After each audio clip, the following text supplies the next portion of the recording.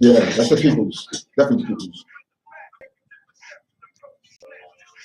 It's like a sub thing of boot camp click, the younger ones. Skanks, the one from S.STREET that had a patch on the eye, or one. Yeah, I fuck with him. He hit me up sometimes.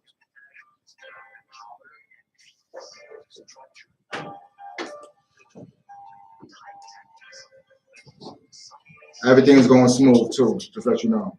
Right. You can start that camera soon. Music come off. I got you. This our first song on YouTube Live, right? It's our first song on YouTube Live. So my son is like, I don't see the date, like you pressing me. We on live now, just let you know.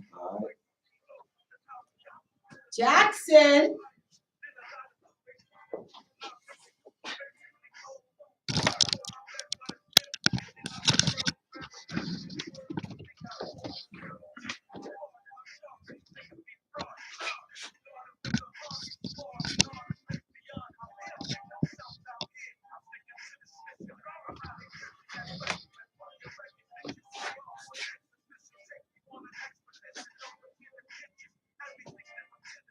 We have 2 people watching already. Right.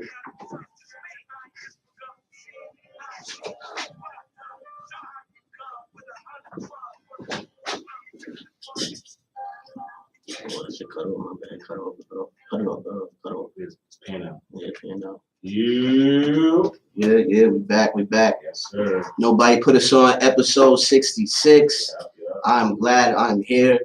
We are here with a wonderful guest today, the lovely Miss Jazz Young. Miss Jazz Young has been in the game for a long time.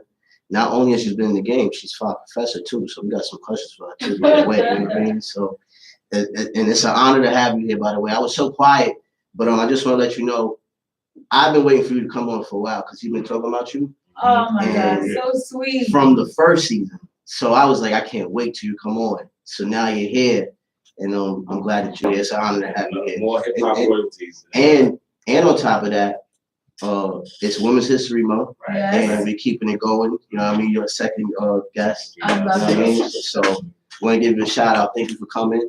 And Oh, pick your mic up. can you hear me? Yeah, better, much better.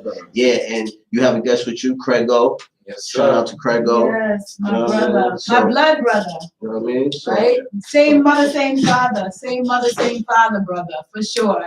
you know what I Thank mean? you so much for having me. I'm Yeah, no hyped problem. to be here. I'm honored. I'm Yeah, hyped to be here, honored to be here. Shout out to my beautiful son Jackson, who's watching on YouTube right now. Shout out to Jackson. Shout out Alright. to Jack. I'll be home soon. Don't worry. Alright. But I really want to say, you know, it's a pleasure. Like I said, it's a pleasure having you here.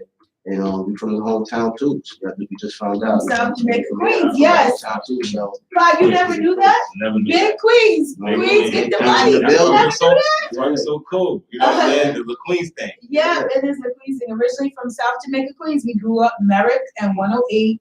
Okay. We the neighborhood kids. Everybody, our house was the house that everybody was at. Merrick 108. The whole time growing up. You ask anybody, American 108 around there, 109, Liberty, like they know all of us. Yeah. Not for the music because we that, you know, we're those, you know, hometown people. Right. I'll say that. Our house is the hangout for sure.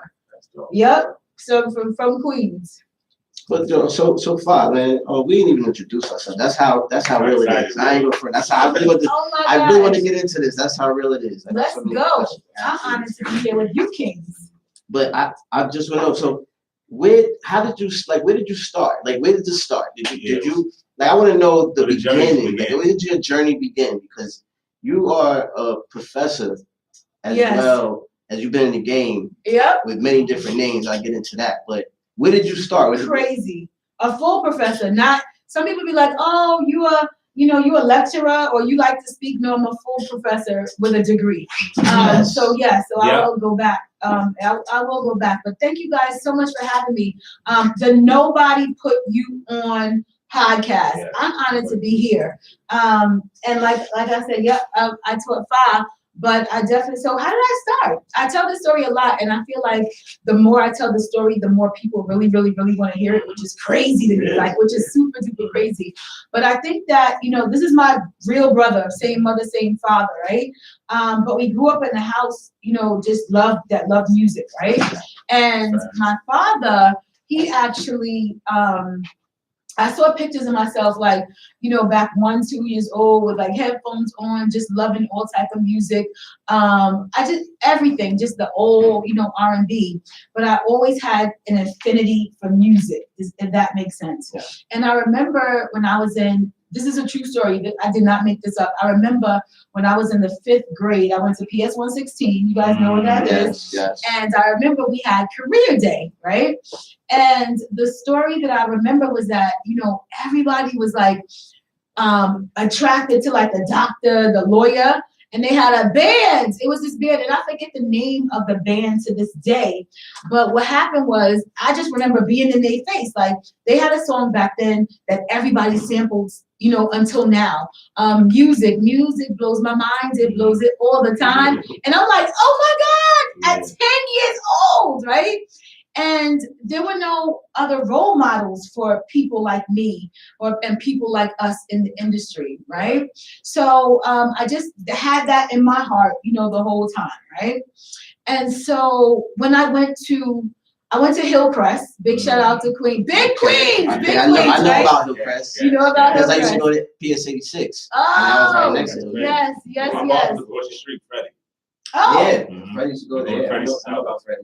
That's crazy. Yeah. All the Carrots, animals, all the animals outside. the hangout. Insane. Insane. Yep. So I said I was gonna do this interview on like a 9. When I go, like, I just be getting so hyped and excited. If you ever saw any of my interviews, but I definitely want to have a calmer conversation tonight, right? Because I go crazy and then yeah. So basically, when I went to Hillcrest, you know, I just felt like, you know, something about the music industry that I just, you know, loved. And I knew that I wasn't, you know, I'm not a rapper. Like, I could spit a hot 16. I believe it. You sound like you got delivery. Yeah, but I'm not a rapper, I'm not a singer, right? But I was just like, you know, what am I going to do? So then I realized that, you know, there was like, you know, things that you could do behind the scenes and behind the camera, right? Yes. And so I ended up, you know, like if they have like talent shows, I remember like volunteering to be the stage manager for the talent shows, right?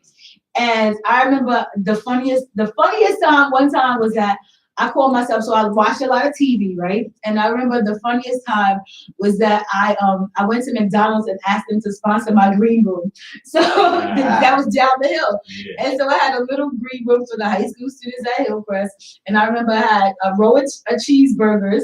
And you remember how they brought it back now, but you know how they like the orange shakes? Yeah. The orange juice. Yes, so I remember I asked them to borrow the orange. They donated it for me. So I had cheeseburgers and a big thing of orange juice. And I thought it was Cristal, right? Can you imagine? Yeah. And so that's how I kind of like, you know, started the affinity for it, knowing that there's something behind the camera. And then, okay, I'll say this. You saw the Salt and Pepper movie recently? Yes. Did you guys see that? I seen bits and pieces of it, but I seen. Okay, so you know that they had a movie. So basically, there's a guy who's from Queens too. He's from Corona. His name is DJ Johnny Wishbone, right? You heard of DJ Johnny Wishbone. So he was my very first client when I was in high school. I was managing Johnny Wishbone. Wow. He was the backup DJ for Spinderella. And like when Spinderella, like he would wait till she come and then, you know, spin for her. He was in that movie. He was in that video back then. Such want to be like Bob. Bob got it going on with no job. He was Bob in that. But back then, that was the biggest thing in the world. Okay. And a friend of ours, they used to dance for them as well. And Steve Azor, Herbie's brother, went to Hillcrest during my time. So I kind of just like, so my relationship with DJ Johnny Wishbone actually just got me all like, oh my God, I could do this. Does that make sense? Yes. And so it just kind of like, you know, rolls after that. Dope, and good you here. This is crazy. So, as far as like now, let's go back. Now, okay. now for the teaching, right? What when you met Five, what year was this? What year did you have Five as a student? Because I So more recent, like 2000, 14, 15, around there. Yeah.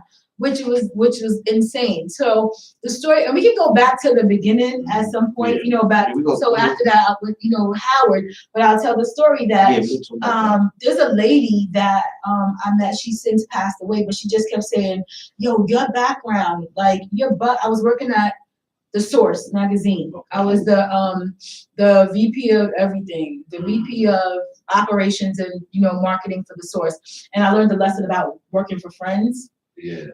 Never. Okay. But she kept saying to me about, even though I love Lonzel, I love you like a brother, but you can never work for friends, right? For a friend, for friends, you can work with your friends, but you cannot work for your friends. And I worked for Lonzel, right?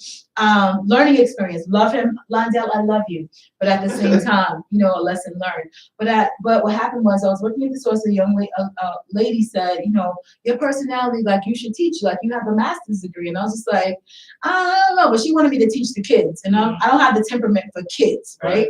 I don't. I love kids. I love you, Jackson. I love my children. That's right? crazy because I would think you would think that I do. Yeah. I don't have the temperament to teach kids. I mess with kids all day. Like I love kids. I have a 10-year-old named Jackson. I have a 16-year-old son named Cisco, Big Cisco, Clutch Up Cisco.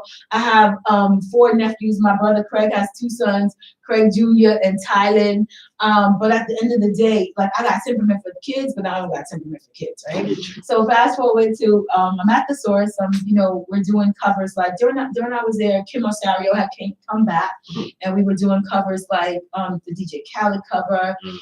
There was if I remember, there was a DJ Khaled. There was a T.I. cover, a bunch of covers we were doing during that time. And basically, a friend of mine, his name is Kareem, Tokyo Kareem. He's a little known in this, in this circuit as well. But I had just met him. My friend Light, who manages a tribe called Quest, called me and was like, I want you to meet this dude. You should meet this dude, right? So when when the dude comes up to The Source, we have, we're family type meeting, and he was just like, yo, you're Jazz? Like, you're bugging. Like, you got a master's degree, you sitting up here in The Source? Like literally just like that. So come to find out, he is, and I was spending like 13, 14, 20-hour days at The Source, right? Wow. And this is when my son, because we printed, we had to do everything. This is when my son, who's 10, was like 4, right? And so, 3 and 4. So I'm like, okay. So he was just like, you're Jazz, like, you're bugging. Like, I heard something about you. Like, you're a legend in this music industry. Like, you're really sitting up here. Like, really? He's like, you should teach. Like, and I was just like, okay. So come to find out, this guy, Tokyo Kareem, who's like a family to us now, is like this Black dude from Harlem that went to Japan originally. He knows full Japanese. Like, he really speaks full Japanese. Like, so Rihanna had took him on the tour. Like, so if you're going to Japan and you're a hip hop artist, you're gonna call him to translate because you want a Black dude to make sure your money is straight. Craziest story ever. He's so dope. He also lived in Dubai. Crazy. So I come to find out he was an adjunct professor at MCNY in Manhattan, right? And so I'm like, okay, like he's not the first person that said that. And I was just like, all right. So then he ends up, kind of getting me this, this jump start at MCNY. But come to find out, the hiring lady at MCNY is best friends with Londell and went to law school with him. Oh, wow. And so I just was like, full circle, everything. That's why your reputation and relationships is important. We can talk back about that. Yes, but I ended up getting one class teaching in the grad school, right, at MCNY. I still have that relationship to this day. I taught, I can't, but yeah, I still have that relationship to this day, and I'll get back to it. But what happened was, I then found out, about IAR's, rebirth, quote unquote, rebirth program, right? And I'm like, oh, I'm a whole, like, I could do this with my eyes closed, because there's not really a lot of people, people have their own experiences in life, and people have come through the music industry, but my story is unique unto me. Right. Yes. And what happens is, you can't really tell my story through my lens, or you can tell your story, but trust me, it ain't as fly as my story. Trust, right? It's real different. real different, right? I got a whole resume, right? And so people are like, you got, it's not. It's about my resume is solid, B, and I'm a solid individual, right? And so I went and I did, an interview with at IAR, and they're like, oh my gosh. And I love the students. I love, where they were coming from. And, I say in my educational journey that people just stand out, right? There's some people that that's going to be dope in life. Yeah. And Fa was definitely one of those students. Like I had students that really still be, hitting me in my DM, still be, just, I love people. I do. Oh, we gotta go, mommy. I love you from YouTube. Hi, Jackson. So just shout out to Jackson. But you should know that my son Jackson, who's 10 years old, already has his YouTube channel. He has a slime store. He gets busy with the slime. It's called Action Jack Slime Time. And follow my beautiful. He's so cute. Like my kids is cute. Thank God, my kids is cute. Love kids. And basically, he has a slime store, made his own logo. So during COVID, we kind of stopped because a lot of those slime events, that he liked were in person. But basically, we're going to go back out. But follow Action Jack Slime Time on Instagram. Follow my baby. And we're going to get together with the slime really soon now that the world is opening up. But now back to IAR. So students or people that you meet is just fly or dope. I think so. This guy right here. Thank you. All right. I think so. Okay. I think so. I think cool dude. Yeah, you was my favorite class, by the way. Favorite class, professor, Hey, if I could put this together, she's kind of like the reason why you're kind of like into this, like. Yeah. That was part of my journey going to IAR. Yeah. It's from background of my family, I kind of knew the business, but I wanted to test myself as far as, everybody go to school and stuff. I wanted to, test myself. Because I didn't think I was going to get through that, honestly. I didn't think I was going to graduate from there. And I graduated and I learned a lot. And because that course, they shove a lot of things into one course. You know what I'm saying? I think you was marketing. Marketing, I taught marketing there. Yeah. I taught maybe PR, but what happens is they shove a lot of things, right? They do. They shove a lot of things in, so you get a realm of like everything, like thing you meant, like everything in one. So it was cool. That's cool. And then for me, I tried to, give the students that I really liked more information, like anything I could do, connect the dots, whatever. But like I was saying, you do see students, and still now to this day, you do see students that super fly. Yeah. That like, I think you super fly, brother. I really think serious dude, not necessarily serious in terms of like, serious dude, but serious about his work and serious about, where he was going.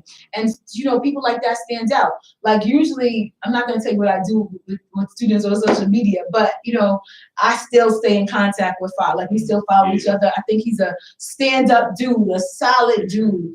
And I saw his progression and I think he's dope. And then, we did talk about, coming the first time. And then we just not kind of coordinated. And then he said last week, he was just like, and I live in New Jersey. I don't live in Queens now. I live in New Jersey, right? Okay. And I'm like, I don't come out the house. My brother, I was just like, yo, I'm going to come out the house. I'm like, for Fa, I'm coming out the house. Oh, man, that's what's up. I appreciate that. I appreciate that. I like hearing that. I appreciate that you being here. That's a true story. And I was just like, okay. It's fine. I'm coming out there. As I said, I've been trying to, do this show for a long time. And what happened was, I think, during COVID, I've done a lot of documentaries and a lot of interviews. But this is the first one that I've done since COVID in person. Oh, okay. Everything has been via Zoom. Yeah. Everything has been, and they have some good technology, right? Yeah, they do. But just the feel of seeing y'all, I'm so hyped. That's how we love it. We couldn't do the Zoom thing. I'll be honest. We wasn't into that. We like this. I'm hyped. This is my first in-person interview since COVID, guys. So I'm honored, and I've been on. I'm so zoomed out. I mean, I'm honored, because, I've done so, and I'm honored that people just want to hear my story, right? I always say that when you're doing the work, you don't really realize that it's iconic shit, Mhm. right? You don't realize No, that. you don't. I was just this little black girl from South Jamaica, Queens, and you know, just now looking back, you see that it's really some iconic shit, and I'm grateful to be called a music industry legend. You know, I'm grateful. But at the end of the day, you don't really realize that when you're doing the work, you know. So I'm honored that you guys want to hear my story. I'm honored that, you know, people want to still hear my story. And I still have, you know, so much more to do and so much more to give. That's good. That's the good thing about it too. When you're still here and you got so much more to continue. You did a lot. So like, you got a lot of names. It's all over the place. Like I'm a big Rock Nation Jay-Z guy. That's my guy. And I seen that you gave him a shout out around the what's that? The era of Volume 1. Did you have something? Did you have something to do with that? Like the marketing? Little something, maybe the marketing. And I want to know, like, what's like, what was that like around that time? Because marketing today is very different in marketing then. So what was that like marketing around that time? Got it. So I'll just go back and I'll just tell you from when I graduated from Hillcrest, right? So back then, remember, I'm not dating myself. You know, I'm proud, you know, to be in my 40s, right? I'm proud, right? But at the end of the day, my sons, they be like, "Mommy, how old are you exactly?" I'm like, if you can't count, don't ask me, right? When I left Hillcrest, you know, we're in a non-digital world, right? And I'm from South Jamaica, Queens, the first person in my family to go to college, right? And what happened was my mother went to business school. My father owned a bunch of, he worked for Con Edison. Our father worked for Con Edison. And he owned a lot of bodegas. That's why when they be like, "Oh, first black bodega," my father been doing that back then, right? Where at? Yeah. Queens, wow. Rockaway Boulevard, Liberty, like what is that? Rockaway Boulevard, Merrick, you know, over the time, even in Nostrand before. So basically, what happened was, I knew that I wanted to go to Howard, right? I knew that I wanted to go to Howard.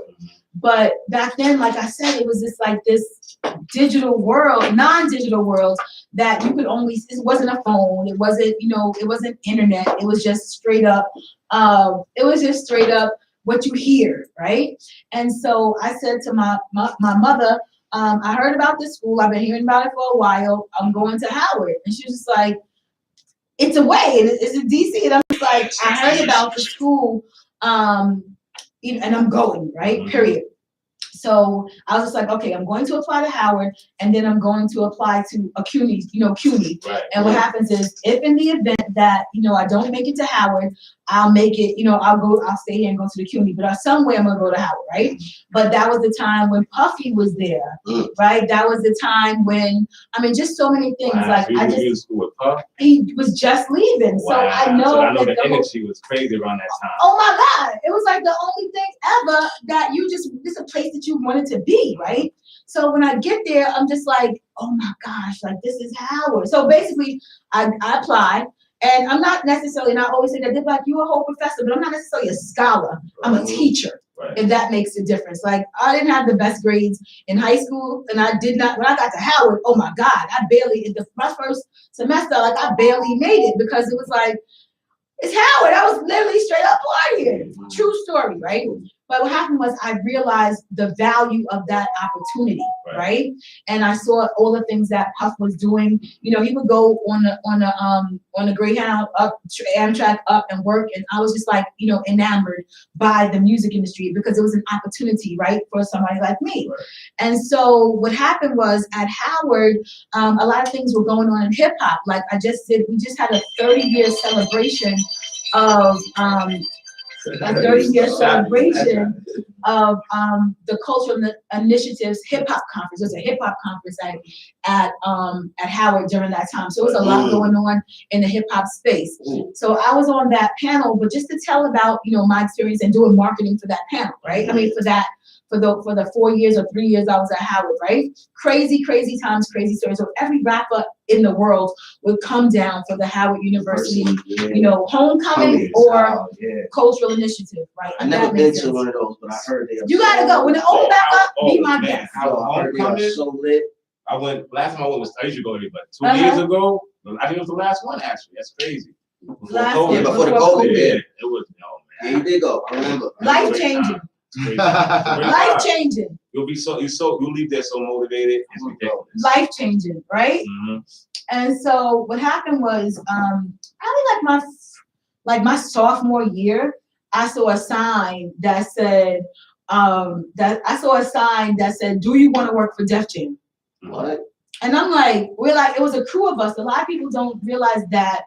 And if you watch this cultural initiative interview, it came out like maybe about 3 weeks ago. 3 weeks ago, it was a virtual, all day, virtual, like a whole, panel. It was good though because it got it, once again, you remember these memories, right? Who else was on the panel? This guy named Derek Jackson. He managed Common Sense for like 30 the whole time. He just literally he's been managing Common Sense School until now. Young Guru, you guys know who Young Guru is? So Young Guru, he was in our little Def Jam clip, right? And people don't know that we all went to Howard at the same time, which is crazy.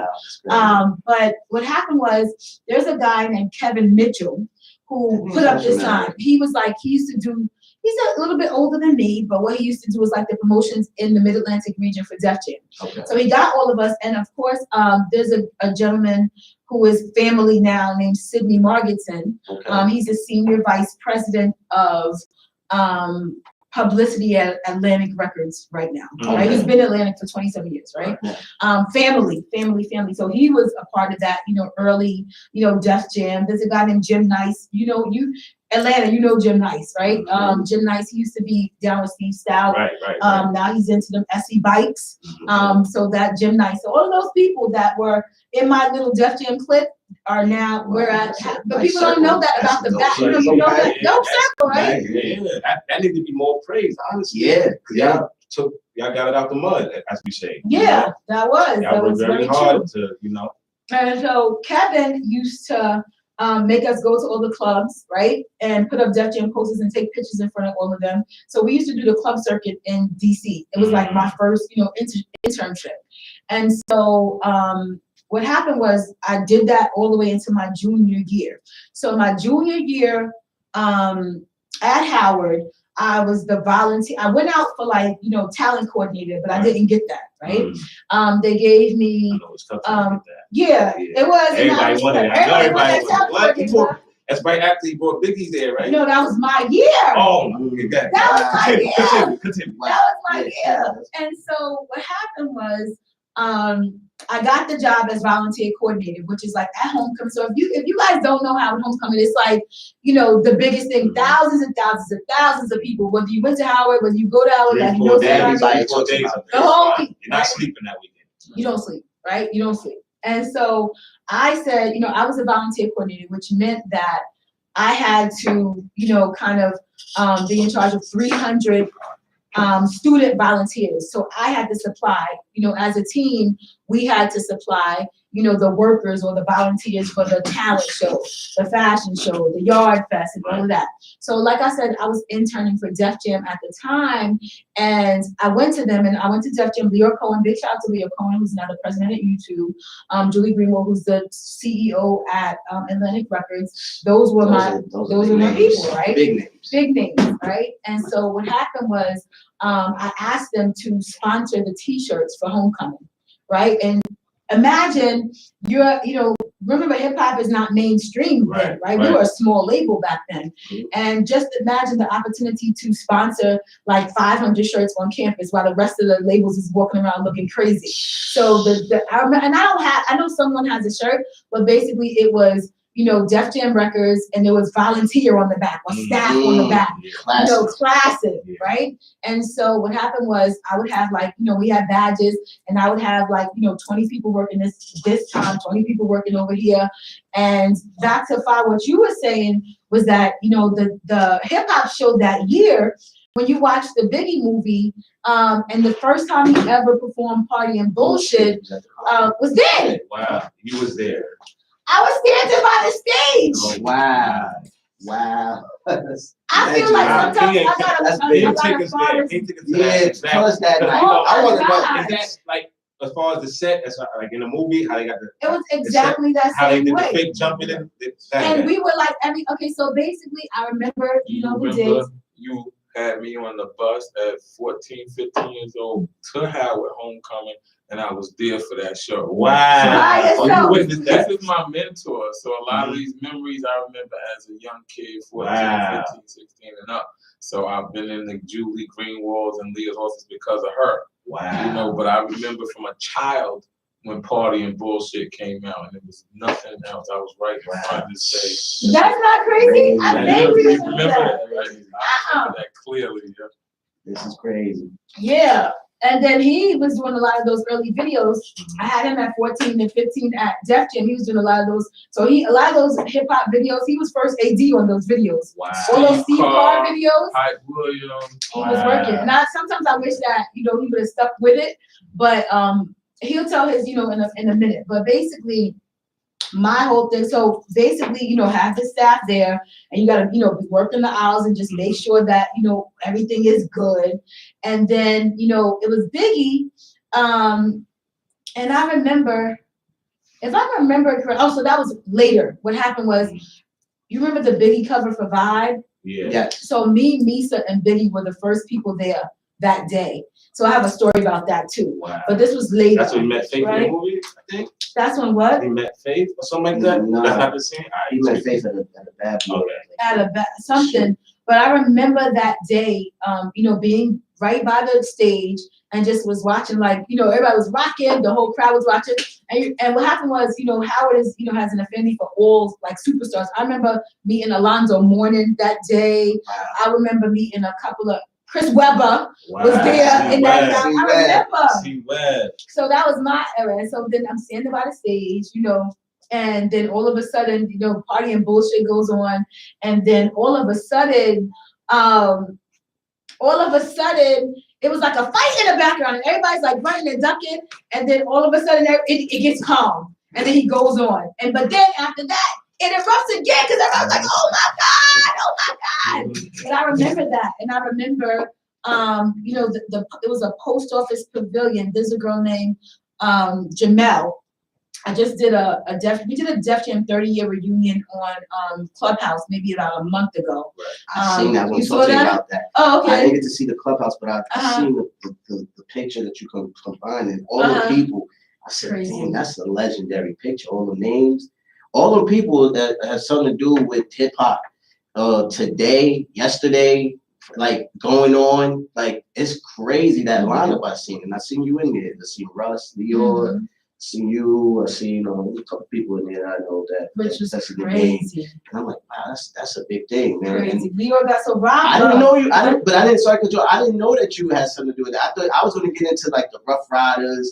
Like I thought you were strictly with them because I seen you, and I'm gonna get into that now. I'm gonna get into that. I seen you before. Like, see, it's crazy because like we spoke to you about you coming on before that even came out. Right. So when I seen you, and I'm like, yo, that's who I was talking about. On That's the Rough Riders documentary. On the documentary that came on BET. It's still playing on BET, which is like, it's surreal sometimes, you know, again, to just be able to tell my story. Yeah.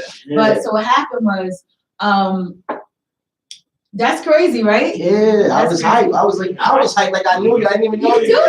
But I was like, yeah, yo, that's her right there. And I was like, yo, she gotta come on. Like, because I always told me you've been around. But to see you there. I'm like, I've been around. No. Like I've been around? No, not like that. But he's telling me. But you know, but when I seen you on there, I was just like, wow, that's like she definitely gotta come on. We need you on there. There's some stories I gotta hear.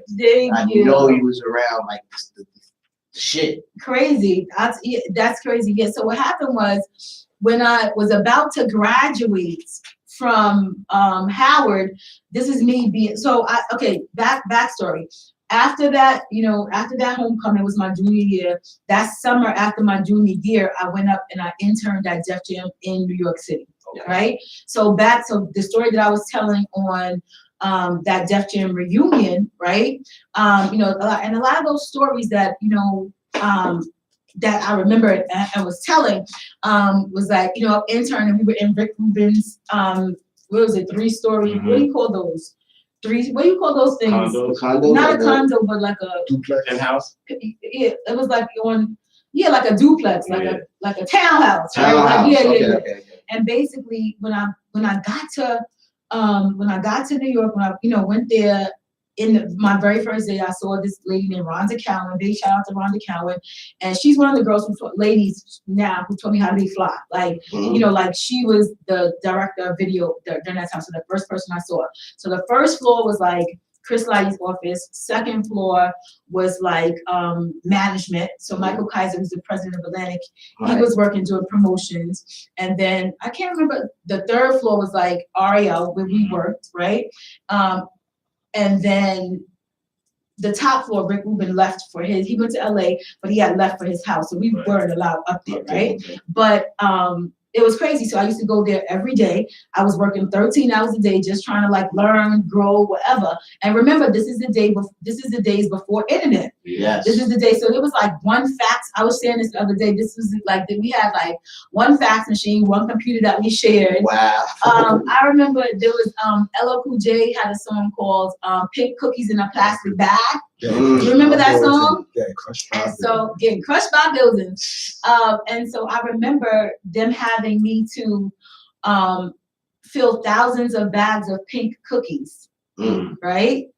And then, as a promo item, and then put it in, then they gave me a bag of tokens, right? Tokens, by the way, and I had to ride all around, the city, giving out these pink cookies to all the influencers. Yeah. Wow. So right now, of course you can do it digitally, but just to have those relationships with people like, DJ Enough, people like, there was Roberto Gooden, who used to work at the record store, like all these people.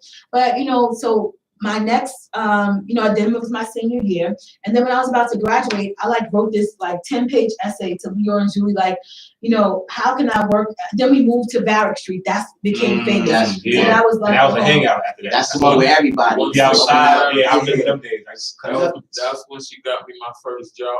You was up there? At 14 to 17, I worked in Julie Greenwald's office, or Leo's office, and she had my first job as it was the jukebox. Y'all may not remember that, but you used to have to pay for videos. Yeah, I know what I used to order the videos for Foxy Brown, Meth and Red, Jay-Z. I did all of those guys. You know what I'm saying? So, and they used to pay me. That was my first job. It was that's crazy. Big time marketing, and I used to sit literally in Julie or Leo's office. I only answered to Russell or Leo, of course. That amazing. I remember also used to give out balloons through his company. That's fire. That's fire.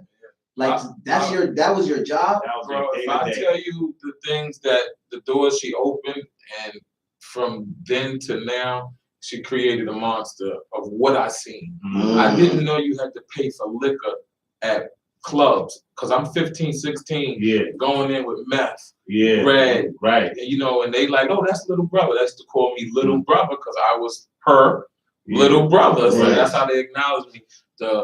The bouncers, everybody. So they used to get me in the club. We used to remember the time we was talking about, we gave the pink cookies out. I was 15, 16. We gave Onyx. And we had the worms and the gummy worms, shifty, low down, gritty, and grimy. So we used to do all of that. Then we used to get in a grand car or a train ride and go to the video shoots after working all day. School for me, and then work. So my childhood was you be at the office and you suddenly see Scarface walking, the legendary Scarface walking. Not the Cuban niggas. Let's talk about, I think this is going to be exciting, the Christmas parties.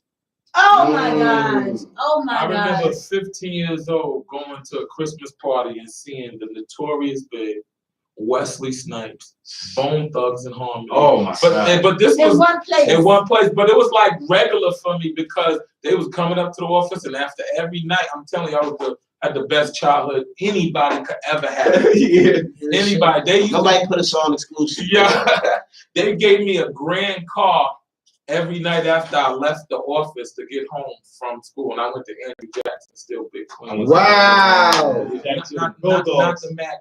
Damn, We was the reason. I was the first year. Yeah, we was still super tough. Yeah. We was the first one to have the JFK metal detectors in the school. That's a fact. Extremely tough school. Mhm. LL went there. 52. Yeah. And Ja. Yeah. And I think Rev too. It's a legendary school. And Yeah, Lover, big shout out to And Lover. Lover, Brother, he was a my security uncle, guard too. Lover. Yeah. Yeah, He was there. absolutely. The stories, Meth and Red on tour, the interviews, This Def Comedy Jam. Def Comedy Jam. You could say any topic. We was Oh my there. God, Def They put us Comedy there. Jam. I was 16 years old in Jackson. Imagine she coming in the office. I get my Christmas, I worked there. She gave me my first. I was about to ask about the bonuses. Yeah. First, I was getting back then like over $2,000 a month just for doing that. Then she used to send me on the video shoots with Steve Carr, and he said, he's Steve Carr, I love you, Steve. So he says, listen, you talk to them like us. You handle them. Here's the money, here's everything, you the day-to-day for them. Wow. So, those experiences and opportunities opened my mind up to other lights that you couldn't even imagine. Mm-hmm. I'm just blessed and appreciative to have her in my life. Yes. Because she, she does that for everybody else. And she had me like that since 13, 12 years old. That's so dope. it's a blessing. That's dope. And that's ill because, you could have went your own lane. Mm-hmm. You could have been on some, I'll be over here. Yeah. But that's ill that you went, you listened, you followed, and look where it got you. But you a legend in your own right too. Right. Yeah. You're a legend in your own right too, brother. That's dope. Listen too. A lot of siblings won't listen. A lot of people. A lot of siblings will not listen. I ain't trying to be like my brother. Yeah. I ain't trying to be like, I ain't going over there. But you stood down. And, I mean, that's dope. That's We listened for the most part, right? Then we had a little, thing, and now we're talking about, The issue that we had was with hard-headed Maze. Maze. So he managed Maze. He put Maze. But so at Def Jam, like he said, it was a different world, and it was just opportunity. And back then, we were there, at a time when the business was growing, right? And I always, give Leora Cohen, and Julie Greenwald the thanks. But Leora Cohen was the first person that bought me my first car when I graduated from college, right? Wow. Leora Cohen, bought me my first piece of jewelry that was over $5,000. You understand what I'm saying? Like, just so those experiences, incomparable. And so what happened was when I got to Def Jam, so Leora, they called me in for this interview, right? And then when I got to Def Jam, basically I was going for the promotions coordinator, college promotions. I'm like, I was in college. He was like, nope, you take the promotions coordinator job. So I'm like, okay. The promotions coordinator job, and then a little bit after that, the company started to grow again, and they started a marketing department and made Julie Greenwald the head of the marketing department. So first they made me like a little, I was still the assistant.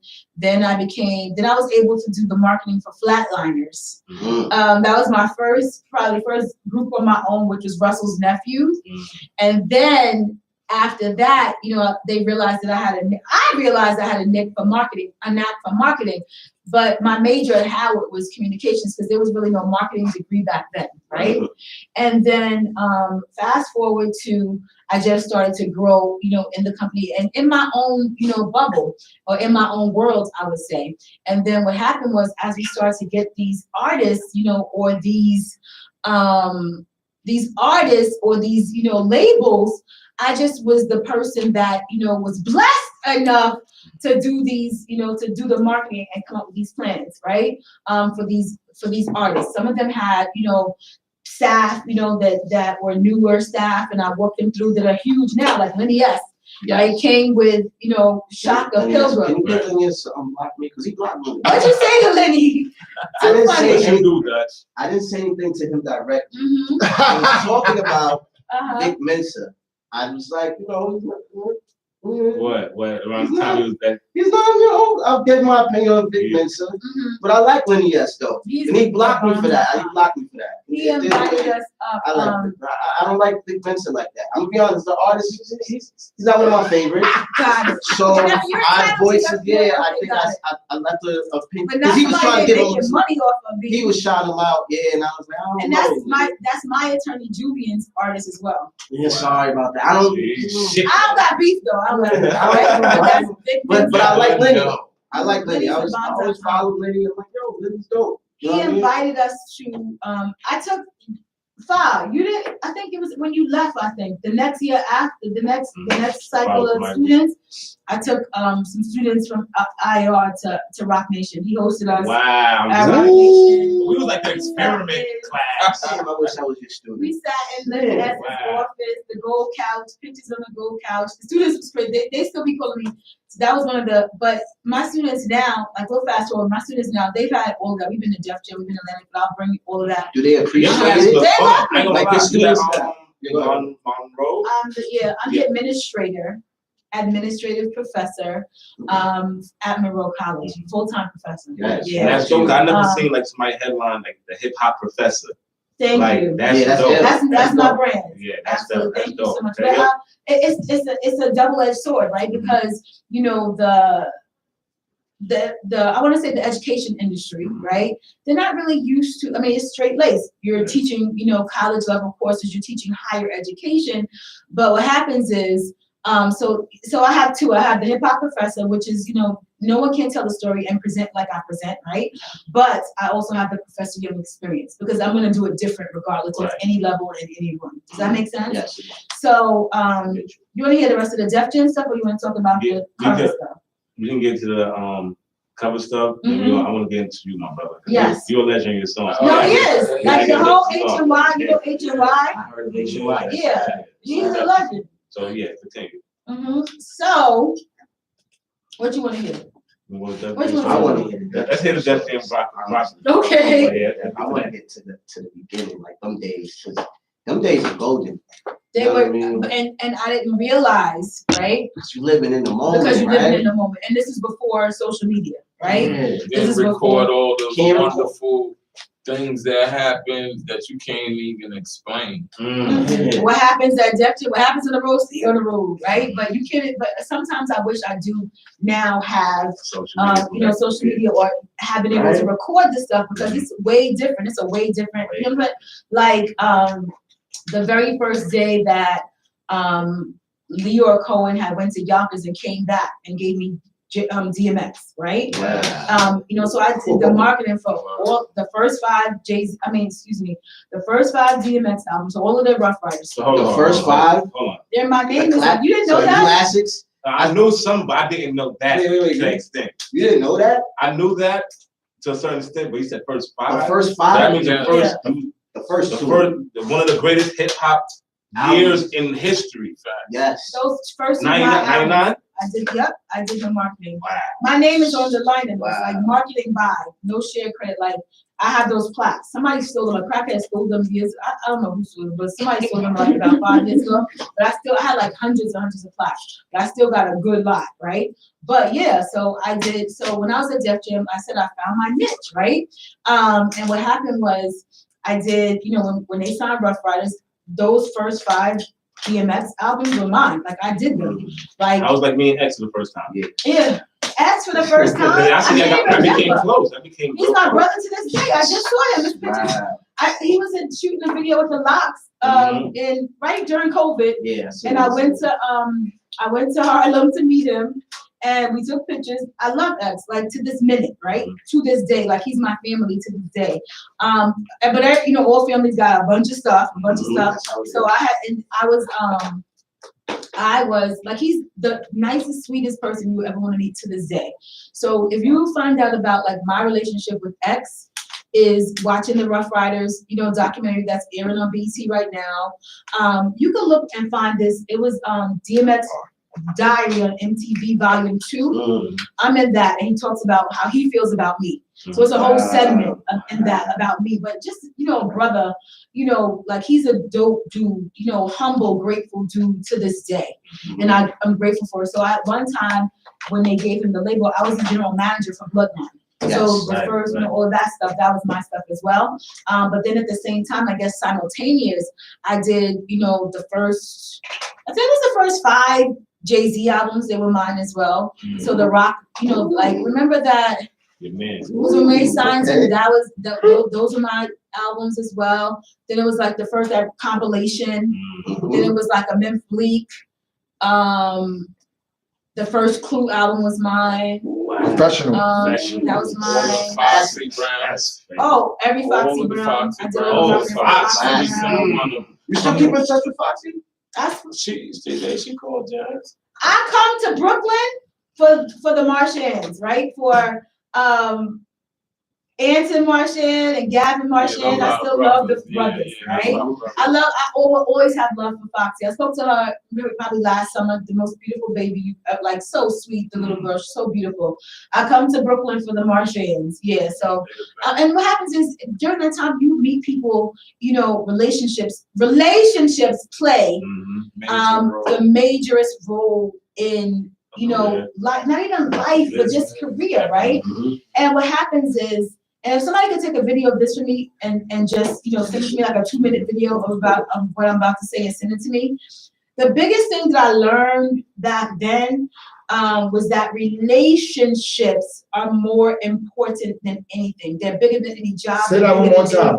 Relationships are more important than anything. They're bigger than jobs. They're bigger than, a project or whatever. If you to this day, like if you call anybody, if you see anybody to this day and say my name is solid in this music industry. And, and that's what I strive to keep. Like, I'm as solid as they come. And it's like, when you do great work, when you have great relationships, to me, that's the biggest thing. Does that make sense? Yeah. To this day, you can call, like, I'll give you, for instance, I hadn't seen Jay in years, right? Years. I have a little brother. A lot of people I call my little brothers, but I have 2 birth brothers, same mother, same father, right? I got a lot of family and cousins. Does that make sense? Yes. This is my birth brother, same mother, same father, business partner, like. Right? But I have a little church brother that grew up out here in Brooklyn. Hezekiah Walk is my pastor. Love Fellowship, and what happened was, him. He's BK Brasco. He's on Love and Hip Hop Atlanta. So he's my, grew up watching him, whatever. I think he's dope to this day. And I really feel like he's dope. Okay, got it. And so what happened was, one day he's like, this is when I was at the Source. He was just like, yo, he was signed to Timberland at the time. So so he's like, after work at the Source, he met me. He was just like, could you come with me to the studio? And I'm like, okay. So we on the way, I'm like, oh, it's Alicia Keys, and it was Jungle Studio, which is Alicia Keys and Swiss's studio. And I had been there recently because I had a meeting with Swiss, right? Because of my relationship at Rough Riders, right? But I went back that night. So when I went back that night, I walk in the studio and I'm like, it's Jay-Z in the studio. And I hadn't seen Jay since I left Def Jam, forever. It was a birthday party that he had that I went to, but after that, I hadn't seen him, right? Hadn't spoken to him. I'm great friends with, Shaka Pilgrim and Lenny S. and Omi Ellie and all of them, but I hadn't seen Jay and Tata, right? I told you, that was probably after. But the moral of the story is I walk into Jungle Studios and there's Swiss in there. It's Timberland in there, and Jay-Z is in there with Ebro from the Morning Club. Right. And I'm like, oh my God, right? And so what happened was, it was just like, even though, for me, I've been in situations that there was a humbling experience, right? Timberland kind of vaguely remembered me, right? But he was just like, he kept saying to me, you remind me so much of Missy. And I was just like, I know, I know. But at the like, just, good people. But the reason why I brought that up is I have my kid, like my kids got a story like him because they get dragged, like, yeah, they gotta come. and they don't know, Yeah. like my 16-year-old now he's understanding, you know, who How mommy dope you is. are. Yeah, But when people was just like, little like, your mommy's a legend, he was just like, yeah, give me some whatever. Yeah. Give me some money. But now he's like, oh, if I don't have him meet Y&B coordinate this year, then I'm a whack mom. Look what it comes to. But Slick Rick is his godfather on paper. You know what I'm saying? Like, could you imagine a child that Slick is your godfather on paper?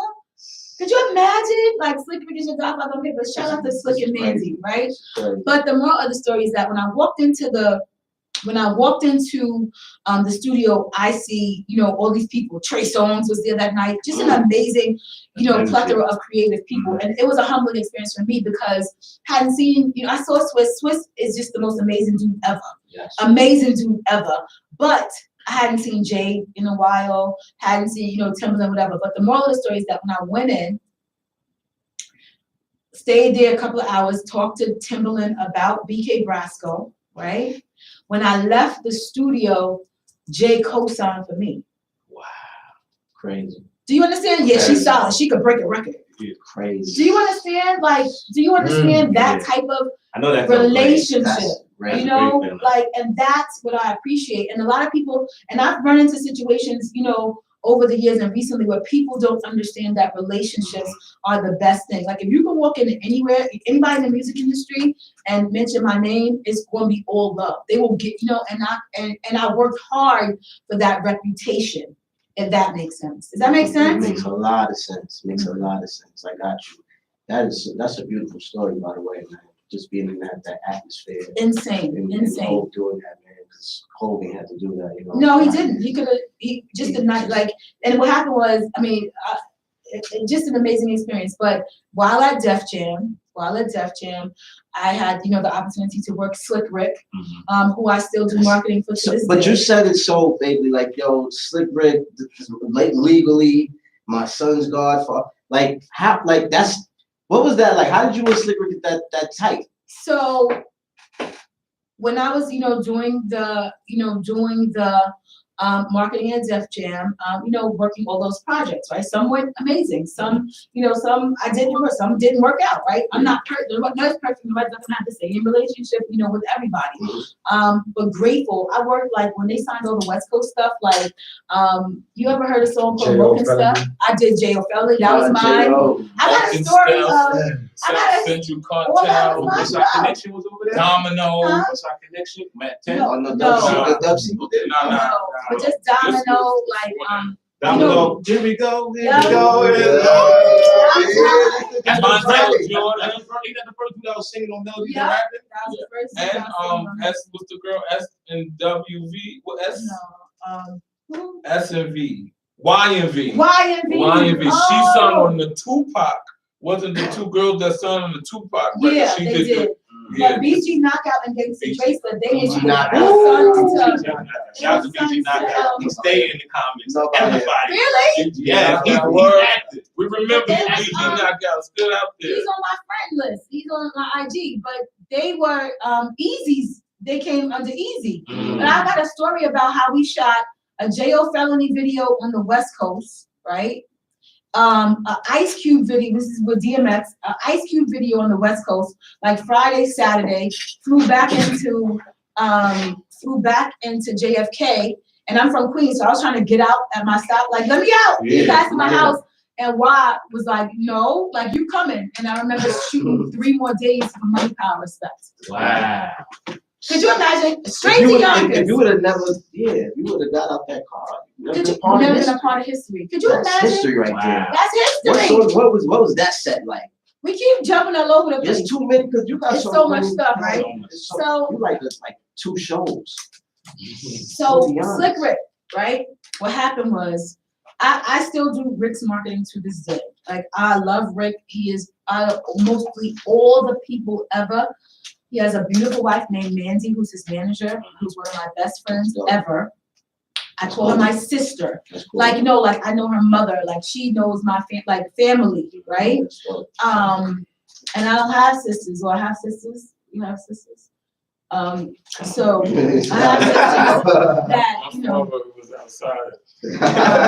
so I had, you know, but my blood sisters, I don't really know them that well, but Mandy became my sister, right? Yeah. And what happened was when Rick had got out the first time, Bimmy, I'm gonna talk to you about that Bimmy too. later, okay. Like, There's so many, okay. So many layers to it. So Bimmy was the A&R for Rick, and Bimmy told Leor to put me on the project. And I was like, okay, and they had shot a video already. And I was like, okay, but I had this concept, right? And what happened was, it was Rick kind of taking off all that. Do you remember that video? What was that video? He's riding in a Bentley, and we shot it at a mansion. Well, I don't remember the name of it, right? That's not the one with Outkast, right? No. No, this wasn't the one with Outkast. It was Rick by himself. But I remember kind of coming up with the concept for Rick to take off the gold, and to put on the platinum. Yeah. So now he does a big mix of everything. This man is a humble, iconic legend. I love this. Like a humble, iconic legend, like just that remained the set. Like they are like the nicest, sweetest people ever, right? I believe it. And so I worked the project, you know, Bimmy doing A&R, and I was doing the marketing, and it just blew. Like it was just an amazing, you know, opportunity for me. You know, but what happened was, you know, when you're good people, again, relationships mean everything. And I feel like, you know, there's certain people that you'll meet and you'll be cool with, or certain people that you won't see and you could just, you know, embrace years later. But Rick and Mandy have remained consistent in my life, right? Friends, you know, eat on each other, you know, on both sides of, you know, Mandy and I have a business called the Endeavor Agency. She's my partner in one of my companies called the Endeavor Agency, where we book artists and send them on tour. Sometimes they're icons, sometimes they're little people. But me and Mandy had this company. We sent EPMD on a world tour like a couple of summers ago. But Mandy's my partner, you know, in that business as well. But it's like people that you just keep, you know, having a relationship with, and they're that set of people. I talk to Mandy probably almost every single day, whether it be business or, you know, personal. Oh, what are you doing? I'm here, I'm this and that. For those relationships, you know, I want to say I appreciate, and, you know, I appreciate them, but I value them, right? Yes. And then what happened was, Rick's attorney had passed away. And then I actually, you know, gave them to Julian, and Julian is, you know, relationships to this day. So it's just all about, you know, relationships, if that makes sense. We can segue. Yeah, I want to get you like my brother. Mm-hmm. You're a legend in yourself, man. Yeah. Like I know you got businesses. I know you walked in. You was telling us about. Tell us about the other businesses you got working on. What you got going on? All right. Introduce yourself. My name is Craigo. So this is my blood brother. Same mother, same father. I'm older. This is my brother, Craigo, Big Queens. Ask anybody in Queens, they know who we are. Ask anybody in Queens, they know who we are. But this is my brother, Big Craig. Craigo. Yeah, so, you know, it's just a segue of business for me. You know, I started, you know, my first job was Def Jam with my sister. So under that, I was under Russell Leo. So I seen the makings of it. So, you know, she taught me the educational part as well as the hands-on training. I remember her giving me books, like, read this book or you can't come into work. You know what I'm saying? It was everything you need to know about the music business. And it broke down the structure of the music business at that time. And what that did at a young age is being in those atmospheres, it just gave me a lot of drive, and I cannot see stop. I cannot see no limits. I can't see nothing to everything that what I do. So, you know, the segue, it started just from that to my own, you know, my own record company with my peoples, HNY, VO, Fat Boy, you know, and artists like Maze or Billy. So we had our whole thing. We done did songs with Yo Gotti, Money Right Now, Sunny Good Times Without Much Money. So you know, it's a lot of us. My man right now, we got Cello, Shout out. Right. Yeah, my dollar, I've been a leader. I'm trying to get him on here. That's our family. That's my brothers. I'm with them everything. We got our own studio in Queens as well as the juice bar, HMI Juice Bar. Shout out Sam, what up? So, we steadily and heavily active. Moving on a, separate note, I own my own car company. It's called Lease to Drive NY. Yes. And I do provide insurance, education of what we're doing. I'm just not pushing cars on people. I do great numbers because I do great business. I have a staff. Jeff, what up? Jermaine, what up? Lease to Drive family. Peak, what up? Mike, what up? So we do a lot of business with directly with car dealers like Honda directly, BMW directly. So I get the best prices and get you in pre-owned or brand new lease, whatever you want. Rolls Royces to Ultimates. Okay. You know what I'm saying? So I'll get you covered as well as the insurance and everything. So I'm proud. I just got my license about last week, so I'll be able to open our own family car depot per se, because it's more than just a car lot. When you do business, you want to cover every aspect. So when my clients come to me, they know they covered. They ain't got to worry about it. They don't have to leave their house most of the time.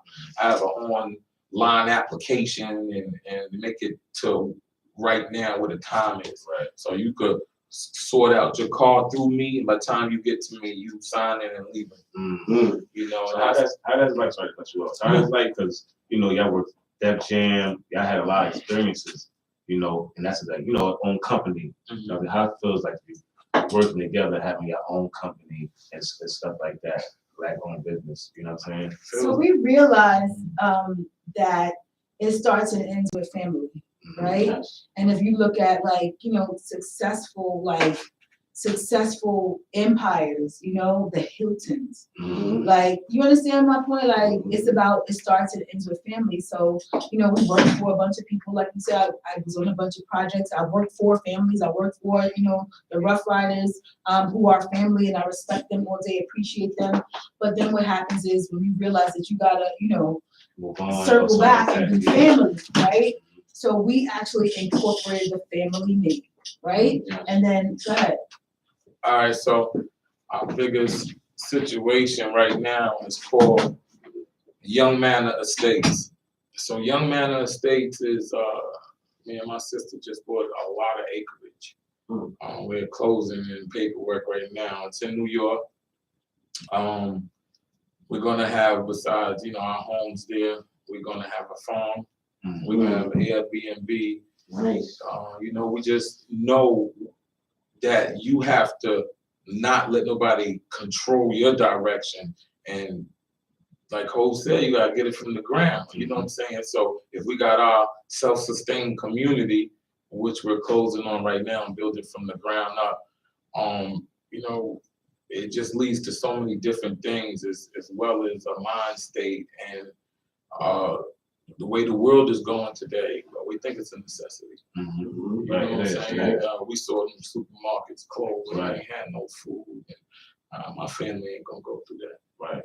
So we're gonna be sure, and just like in the music business to whatever we did, we're gonna put our all, do it right, correct, so it can be beneficiary for our kids in the future, because we're building something for them. This is a 10-year project. It's in steps, but step one is great. That's good. That's good. This is dope, man. I want to back that up, man. That's dope, man. Yeah. You don't get that on here. You don't really get that on here, man.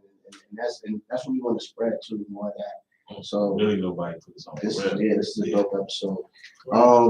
So I want to get back into like the back in the days, because I'm really stuck on that, man. So when you was doing the Def Jam, right? And you said something about the source as well. That was before Def Jam. Nope, after. That was after Def Jam. What was life after Def Jam then? So life after Def Jam, entrepreneurship, I would say. That was the level of What happened was, when I told you I was the general manager for Bloodline Records, and then I knew at that point, like I always had my own, and at that time in the music industry, it was just like a lot of, opportunity. I will say that. So I always had like my own and extra, right? And then I saw that, this is a true story, and I don't know whether you even know the story, because I didn't share it back then. But what happened was, when I knew I was leaving Def Jam, I knew that I wanted to open a business, right? And what happened was, I saw a row of 5 stores in Teaneck, New Jersey, right?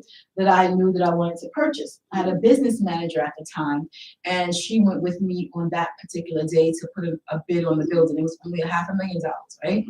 And my credit was lit 700. I had money in the bank, right? So she went with me to put a bid on, have paperwork, put a bid on the actual building, only to find out that day that she defrauded me, literally that day, that she defrauded me of $250,000. She defrauded, it was the biggest That's a big scam. scam. So you guys have heard of it. You're probably a little younger, but Bob, it was like, if you Google it, I mean, it's the biggest hip hop. So she's the reason why Murder Inc. had to go to trial. Wow. Whoa.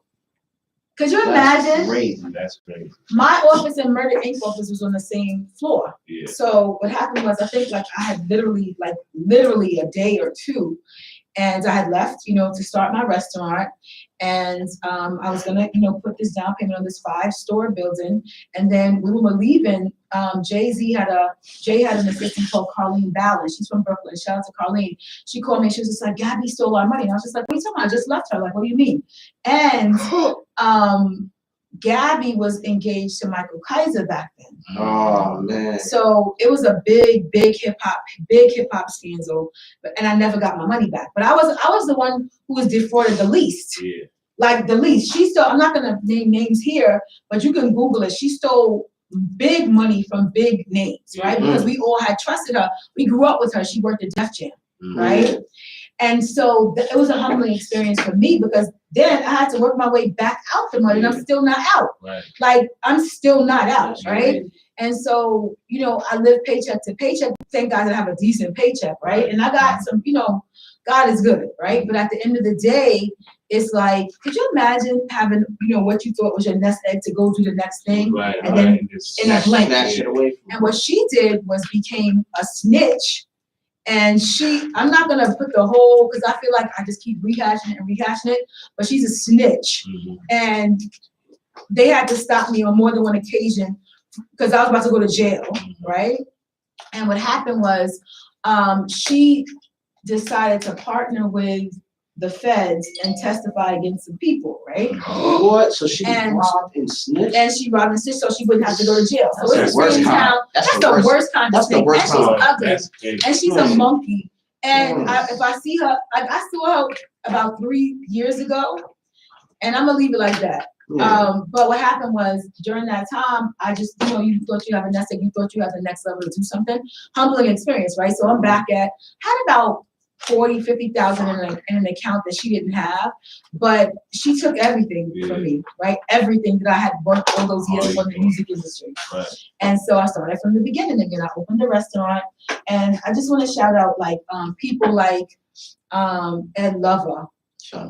Because he used to frequent the restaurant every day, and this was before social media. So basically, he would come to the restaurant and then go on Power 105 and be like, I was late because I was at Fats again. Yeah, definitely. I remember that. You remember that? I saw it for Ed Lover first big month. My 16, really? So my 16-year-old, that's how he got his name. You always heard Ed Lover talking about chicken bone on the radio. Yeah. That's my son Cisco, who's 16. Wow. Yeah. Crazy. So he actually gave us the jump start, to be successful. But people like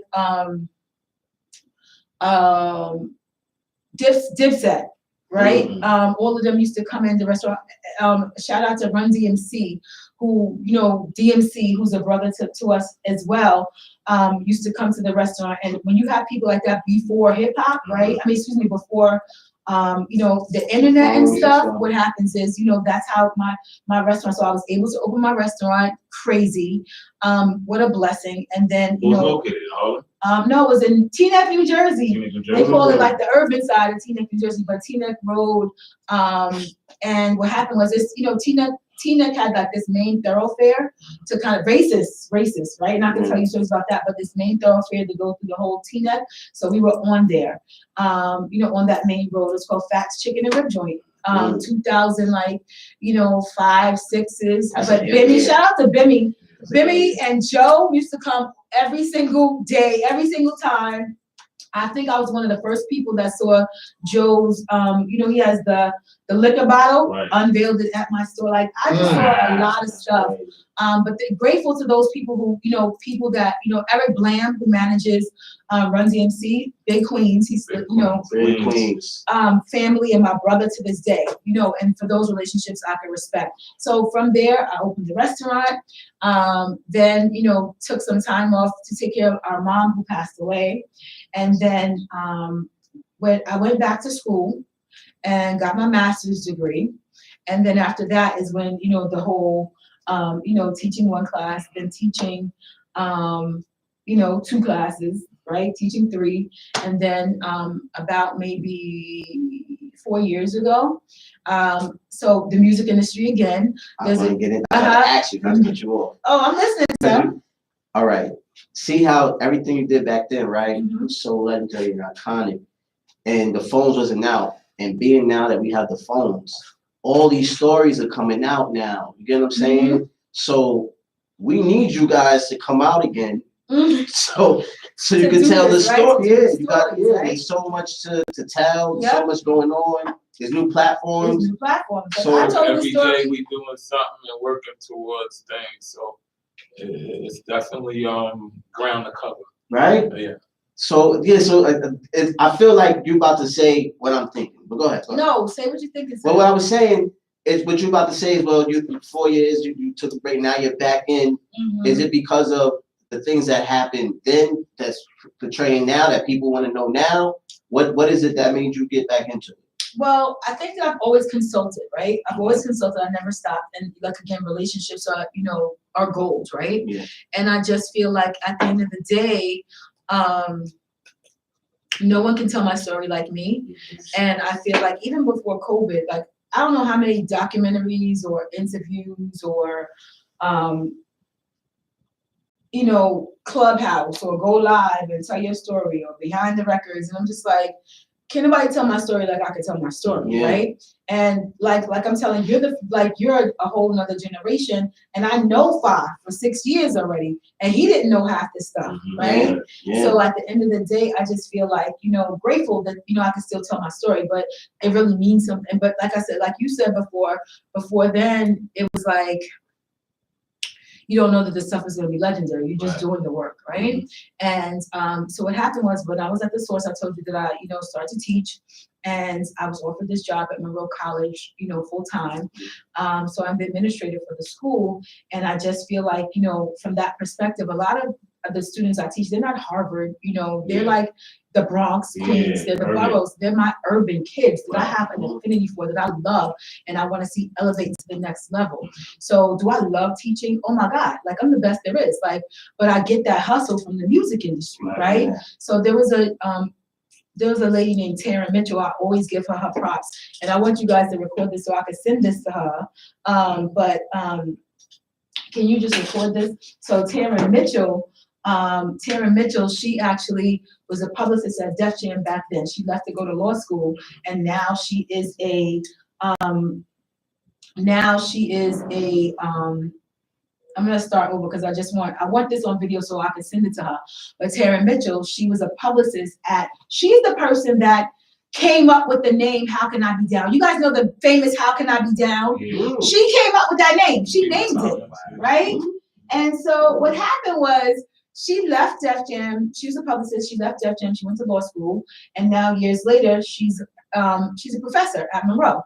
So our friend of ours, Darcel, who's, you know, our friend, my friend, our family. Darcel is the president of Irv Gotti's company, Visionary. Okay. I said, tell Taryn to get, whatever. So she tells Taryn, I get this, demo thanks to Taryn at Monroe College. Mhm. One class, teaching a night class. And guess what? I was leaving IER and my car, something happened with my car and I was late my very first night.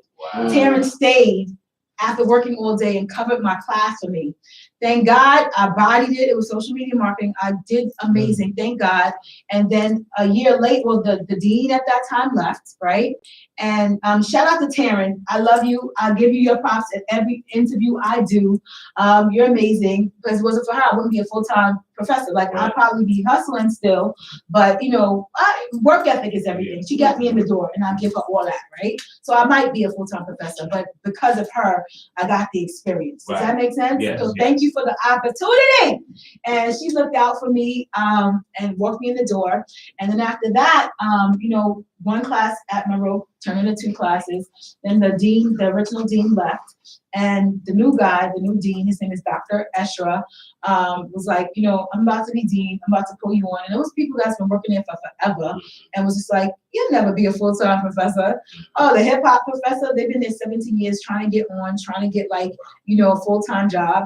And what happened was he was just like, say less, gave me the full-time job. So in my office, there are 3 executive offices. There's the dean's office. There is the director of accounting office and my office. That's it. Could you imagine that type of favor? So I am the administrator and I'm basically have the leeway to kind of be creative and I create a lot of programs. And so like I was saying, I saw you with your spray brown bag on. I had David at Monroe right before COVID. And he bought bags to give away. My sister Malika does, marketing for him. Like, I'm just gonna bring David and the crew up there. Say less. It was 400 people in the auditorium. Wow. But I interviewed, like you're interviewing me, I interviewed David on Monroe's campus, right? So that's the type of relationships I have to this minute. Right before COVID, and on February, David is in my office, right? The CEO of Spray Ground. You understand my point? Yes. Walk in the walls. Like I've had, like I said, we've been to Rock Nation. We've been to, I'm not gonna tell you what he calls it. what he calls it? The Mecca? What you call it? Wait, Hey, what you call it? What you call What you it? call it? Tell me. Rat Nation. Rap Nation? Oh, Oh my We God. ain't gonna go there. Let's not go there We're right not now, gonna go there. right? I want to know. But I yeah, always let's keep it. fight with him about that. Oh my God. I'm for Rock Nation. You see that? We've been. You see the to, pens? You see the we pens? rock that You hat. see the pens? There's a few of them. I got more in the house. Look, listen. I'm not with him on that. Got it. I'm Let's Team leave Rock. it. Let's go. But let's go, get. go. But we We've been to Def Jam Records. So Jennifer Hirsch at Def Jam Records hosted us. They bought us breakfast. They gave us backpacks. 20 students, right? We've been to Atlantic Records. The family there embraced us, stayed the whole day. And I'm sorry to cut you. What's the reaction against how your students be? Yeah. I know. Exactly, I don't me. know. I know he's like, man, I love you forever. Oh my God, forever and ever, right? So they love me, they love the experience, they love the opportunity.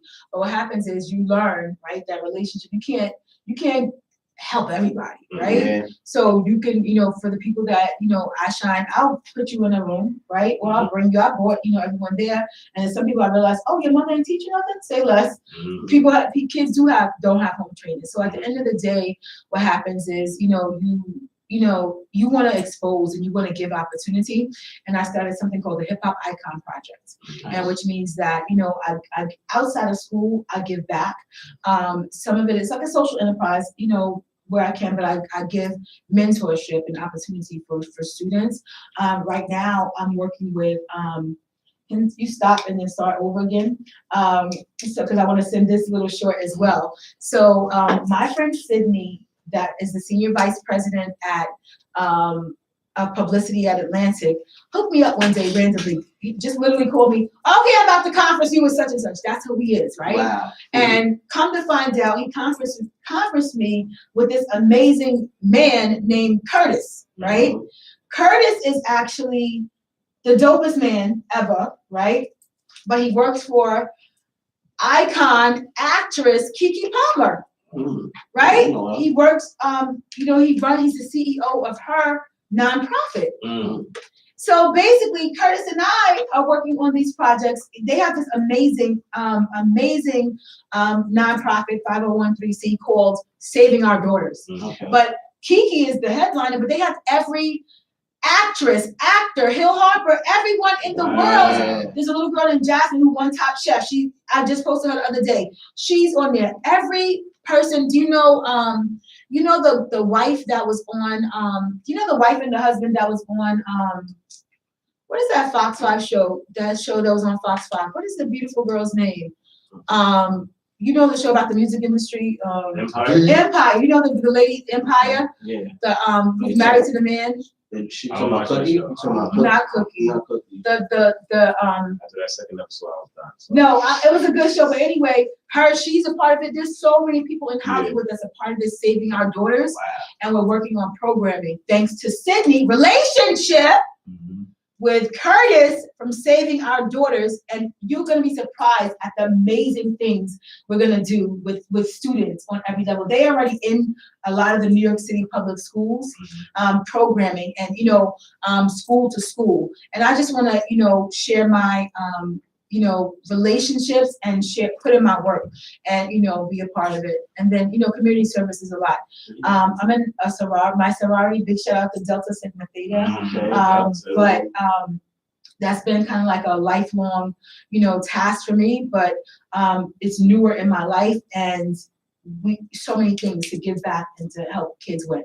So in terms of your question about my students, it's just, an amazing opportunity to be able to share these stories, but also you can tell a story every day, right? Or I can make up a story or whatever, but when you have the opportunity to really put kids and people and family in rooms, that's what, people tell stories every day, but you ain't me, right? So people tell stories every day, but you don't have the relationships that I have, right? But at the end of the day, to have the opportunity to be able to connect dots for your generation and beyond, and try to set up some sort of, something for our kids, right? Yep.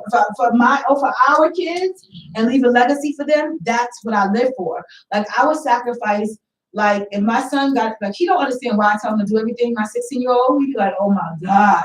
But I said, one day you'll get it, right?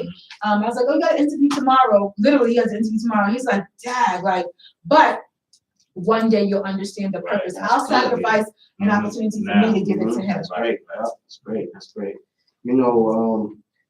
I seen you and you involved with Ray Ghost. Versus is coming up this weekend. What Versus is coming up? Versus is coming up. Ghostface and Raekwon. Oh! I seen you with both of them. You definitely see me with both of them.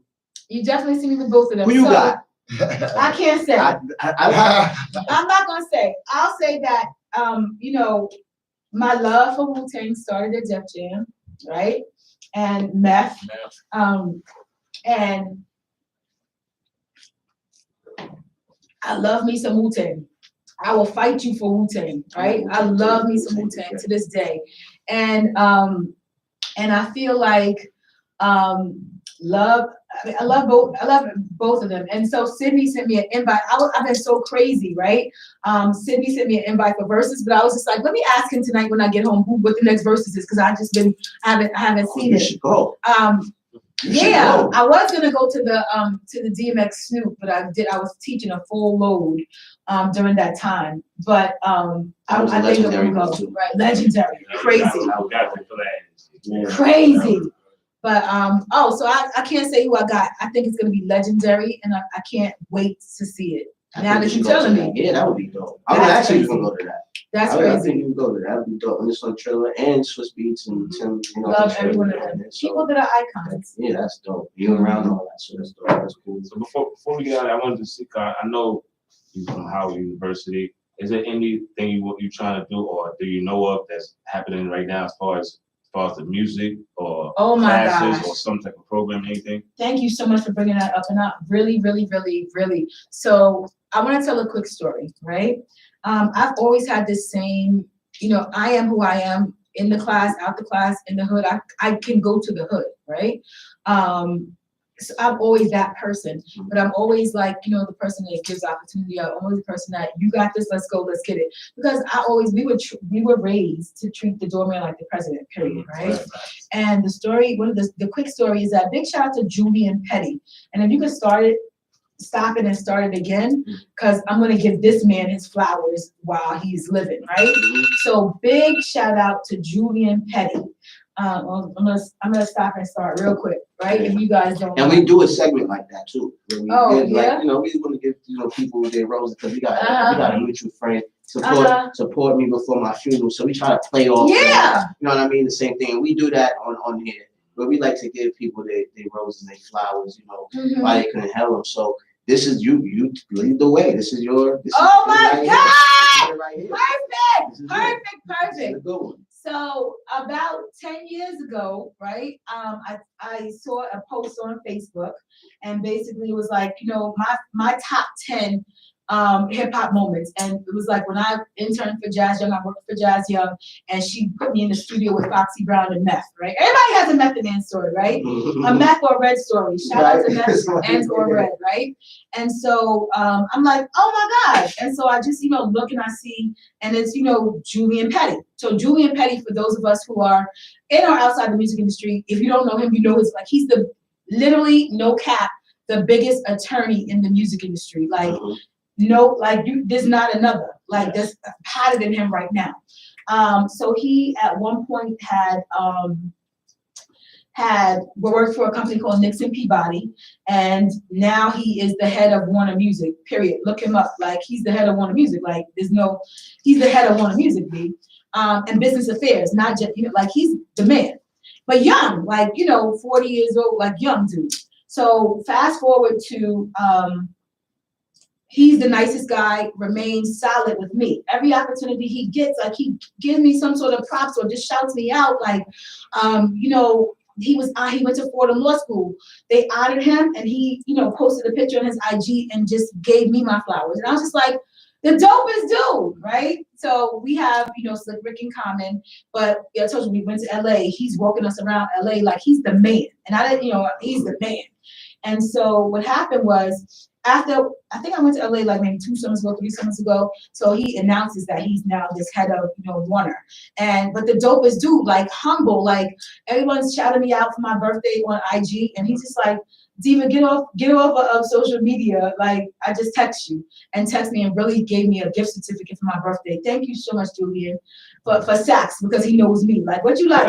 You still like whatever, you know me, right? Like, I get like, yeah. So basically knows what I love, and thank you so much.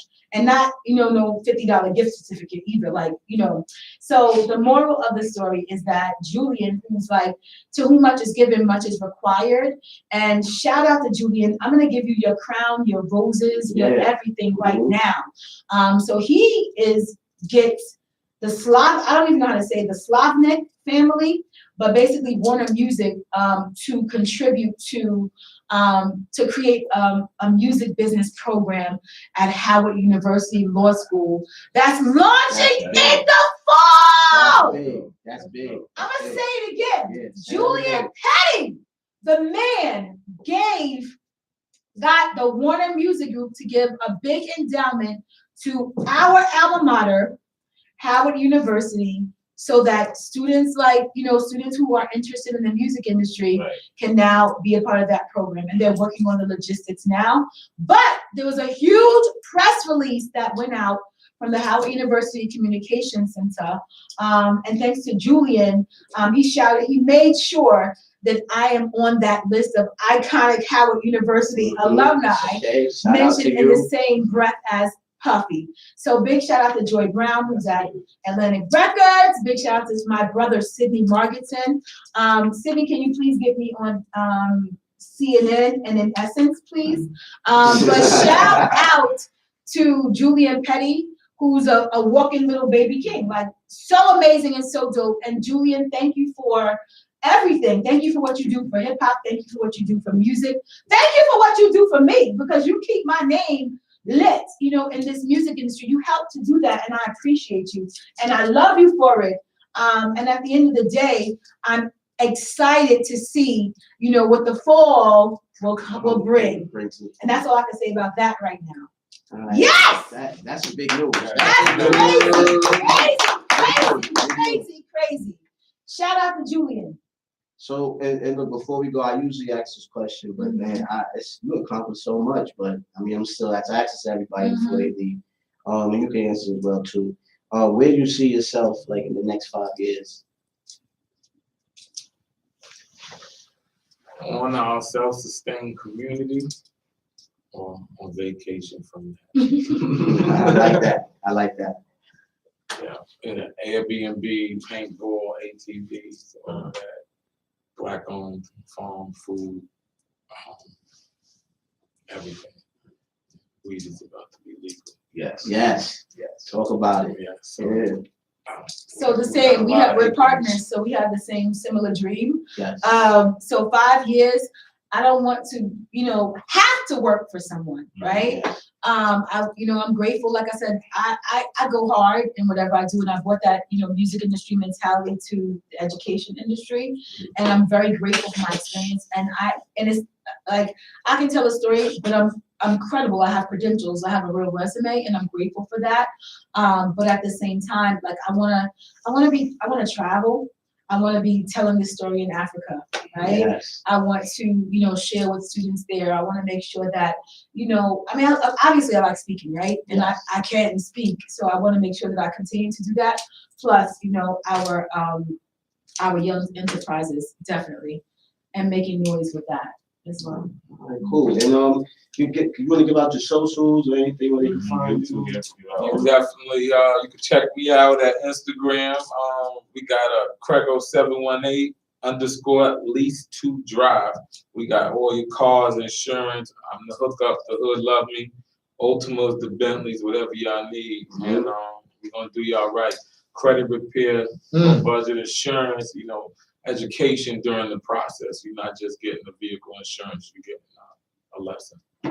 And I on Instagram, I am Jazz Young, JAZZYOUNG, at the Hip Hop Professor, and second at the Hip Hop Professor. You can always find me there, DM me, I'm always available. But guys, I just want to take this opportunity to commend y'all. Like, oh my God, like thank you so much for having us. You guys are so two young kings making it happen. And even though like I always like, I'm here for you. So, I was like, oh, when I leave, I'm gonna call such and such and make sure shooting movies by the summer. Like, that's what it's about. But I commend you and thank you so much for having us. We'll come anytime. Thank you so much for having us. We appreciate it. And you are doing an amazing thing. And, thank you for having us. Thank you. It's an honor. It's an honor. And I do shoot videos for my car lot and commercials. So all that. When we get a cameraman for the stage project, that's gonna be. We do. We were looking for one the other day. Scenario. We needed some aerial views and stuff We like know that. a lot of stuff. So not only do we, we're gonna talk, we're gonna do business too, because it's all about the build and create. We'll take it from here. I appreciate having you on another classic episode. And nobody put us on 66. Nobody put us on episode 66. Again, shout out to S.STREET Media. You can find us on YouTube, SoundCloud, and everything else. It's our first live, right? It's our first YouTube live. Shout out to you. Hey! Shout out to you. Right.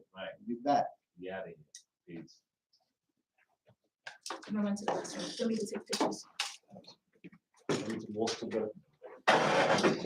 Hello, how are you? Hello, how are Yeah, you? this is Stunner. She's a whatever. Yeah. Nice to meet you. This my first Dutch. How you doing? I'm good. Nice to meet you. Evening, it's some water. Absolutely. How am I? I need my mask. That's funny. Yo, Sosa, can you walk with them, God? Can you see my mask? What I got an alarm for? I don't know. Watch Billy. Oh, I want to watch the Billie Holiday. It's 10 o'clock? Yo, what up, bro? It's 10 o'clock? Oh, hell. I was doing It's my bedtime. Me too. That's why I had to stand up. I said, oh, I'm getting Shout out. sleepy. Oh, they got me here in my bedtime. She sent it already. I already sent it over. Well, it's nice to finally meet you again. You know, I know Yeah, you're supposed to get this yeah, before. You know, but it's okay. Reschedule. It's perfect timing now because we just get back for real. We've been on the road. Right, So yeah, I see. this is like a little break that I had. So Yeah, she ready. That's I'm going to all that. Thank you, my bro. All right.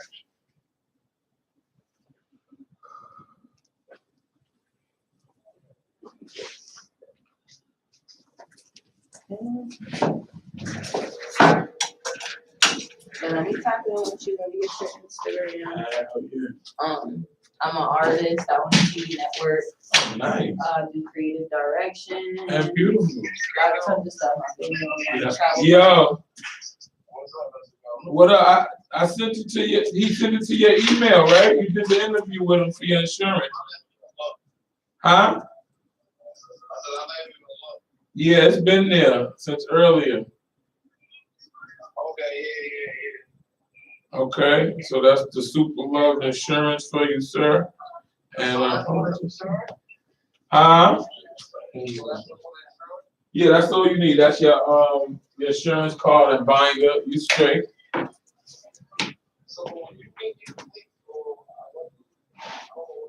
I'll take care of you, don't worry, bro. You're gonna print that out, you're gonna get the title together, and then you're gonna go to DMV services tomorrow. It's you ain't gotta go to the DMV, you could go right there, they'll take care of you. I'm not sure, but that's cool, or it's one right by Jamaica. Yes. Yes. Make sure you have your title, you're gonna fill out the form and your ID. You owe me $480 something. Yeah. Where you at, the stoop? Alright, I'm about to leave Brooklyn. I'll be around like 30 minutes. Alright. Yeah, and I'm definitely about to holler at you for a new whip. Yeah. I crashed my Benz, I had insurance, everything cashed out. Yeah. I was dating a scumbag. Didn't know he was a scumbag. I didn't know he was a scumbag. He was nice. He was one of them people that treat you real good, but just like do all the good stuff. But yeah, he was helping co-sign for my next car. He went behind my back and took all my money back. I cashed out on a whole new biz. Yeah, I put out like 14 bands. He took all the bread. That's the word. Yeah. So that was in the past like 2 months. Yeah. So, you know, I'm about to get another one. It's cool. Well, I would love to help. Make sure your journey is comfortable and correct. Yes, absolutely. Because this Ubers, I be spending like $200 a day on Uber. Easy. I live in Jersey City, so and I'm active in the city every day. So right. You have to. I'm back. I went to a music video yesterday. I do music videos and stuff. So I was with Rowdy, Rebel, and Bobby, and I was with them like all yesterday. I only went 2 places, and literally I spent $200 and something just on my Uber, just to pull up, and I had to route, and I rode with them for the rest of the sprint for everything. But I was like, you know, just a burnout, just like I'm used to having my car, so it's like just put some gas in the car. Like, yeah, just go. Not that. That costs too much money. Yeah, especially when you like to pull up in different places. Yeah. I mean, $200. I didn't put a girl in a 2021 Honda for $400 a month. Yeah. You ain't gonna have no problem. You know what I'm saying? No shit like that. That's what, and I was like, I made way more money off of having my car than not having. You could go way more places and do more and pop up. I just pop out and pop out. I'm not waiting for nothing. I just come in, show my face. Hey. Yeah. You get a lot of things done. Yeah, definitely. Cause is necessary. A lot more opportunities. Yeah. I'm ready to do that ASAP. No, dope.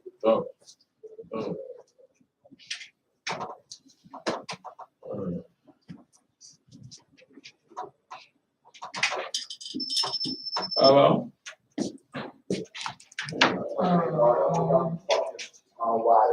Nah, we just finished recording.